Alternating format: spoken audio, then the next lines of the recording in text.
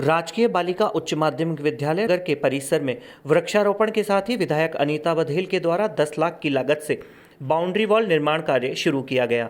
विधायक बघेल ने बताया कि 5 साल पहले इस स्कूल के परिसर में गंदगी हुआ करती थी, लेकिन यहीं के रहने वाले कुन्नू भैया व अन्य साथियों के सहयोग से हर वर्ष पौधारोपण किया जाता है और वह पौधे अब पेड़ का रूप लेने लगे हैं। स्कूल परिसर को पूर्णतया साफ सुथरा रखने का संकल्प भी लिया गया है, जिससे कि हरियाली बढ़े और सभी को स्वच्छ वायु प्राप्त हो सके।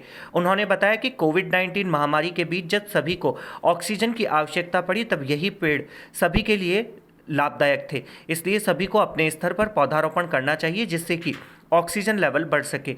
आज इसी बाउंड्री ऊपर करने के लिए 10 लाख की लागत से कार्य शुरू किया गया है, जिससे इस परिसर की सुरक्षा हो सके। देखिए, लगातार 5-6 वर्षों से ये जो पूरा परिसर है, ये इसमें सूअर घूमते थे, कचरा होता था, असामाजिक तत्व आते थे और इतना अच्छा परिसर है, लेकिन उसके बावजूद भी कोई केयर नहीं कर पाता था।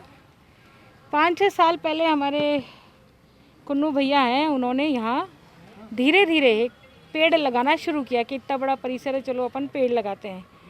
और मुझे भी बुलाया वृक्षारोपण के कार्यक्रम में, गुरुजी को भी आमंत्रित किया। गुरुजी के आशीर्वाद से उन्होंने ये सब कार्य संपन्न किया और हर वर्ष अब सिलसिला ऐसा हो गया कि प्रतिवर्ष हम पेड़ लगाने आते हैं।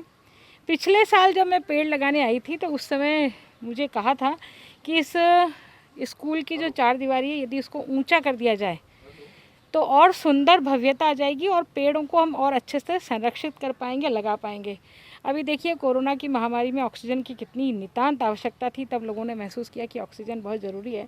और पिछले साल की इनकी डिमांड पर मैंने 10 लाख रुपए इस बाउंड्री वॉल के लिए स्वीकृत किए हैं।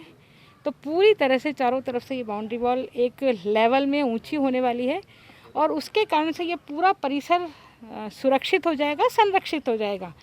तो आने वाले बच्चों को भी, और मुझे लगता है कॉलोनी में जितने लोग रह रहे हैं, वैसे तो पार्वती उद्यान पास में ही है जो एडीए ने बनाया था, लेकिन उसके बावजूद भी ये परिसर भी हमें उपलब्ध हो सकेगा घूमने के लिए, बच्चों को खेलने के लिए। अभी भी बच्चे यहाँ खेलने आते हैं, तो निश्चित रूप से विद्यालय के बच्चों को भी आरामदायक सुविधा मिलेगी और आसपास की कॉलोनियों को भी अच्छी ठंडी हवा यहाँ से मिल सकेगी। ये सब हमने गुरुजी के आशीर्वाद से हम ये संपन्न कर पाए। आप देखिए, इस परिसर में जितने पेड़ लगे हैं, हर पेड़ गुरुजी के आशीर्वाद से, हमारे कुन्नू भैया, उनके पिताजी, है ना, उनकी मदर और पूरा परिवार, गर्मी जब भीषण गर्मी होती है तब भी टैंकर से उन्होंने पानी की सप्लाई किया और इसी कारण से एक भी पेड़ ऐसा नहीं है जो हमने लगाया हो और वो बड़ा वृक्ष के रूप में नहीं बदला हो।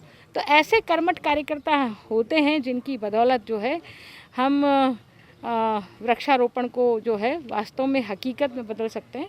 तो एक सहयोग 10 लाख रुपए का तो निमित्त मात्र है, बल्कि आवश्यकता इस बात की है कि पूरा परिसर हरा भरा रहे और वो गुरुजी की प्रेरणा से हम करते हैं। हमें आशीर्वाद मिलता है और ना केवल आशीर्वाद मिलता है, बल्कि हमें काम करने की प्रेरणा भी आपसे मिलती है और उसके कारण से ये नए नए काम हम पर डे प्रतिदिन करते रहते हैं। खबर की हो सत्यता, हो या खबर की अनकही दास्तां, होगी सच्चाई की वापसी। एसकेबी न्यूज़, सच्चाई की वापसी।